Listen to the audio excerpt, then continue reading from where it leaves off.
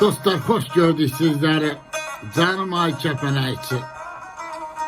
Şairlər yurdu, aşklar yurdu, ziyalılar yurdu olan güzel Kəpənəkçimin qürbətdə yaşayan oğlu dostumuz Teymur Budaqovya yaradıcılığından dört bətlik bir şiir paylaşıram benim özlerim.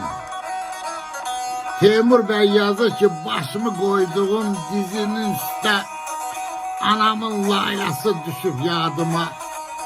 Gürbət sarsıdıbdı kef əhvalımı, Borçalı obası düşüp yadıma. Görən yerindəmi çölü, çəməni, Borçalı həsrəti göynədir məni. Gəlsəm qoyarlarmı o kəndə məni, Meşəsi, talası düşüp yadıma.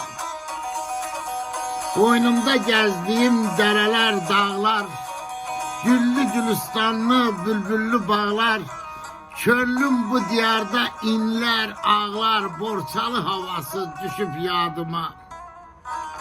Teymur, o yerlere döne bileydim, Qonağınam mən gəlmişəm deyəydim, Sütü çörək, yağlı fətir yeyəydim, Anamın şorbası düşüp yadıma, Borçalı havası düşüp yadıma.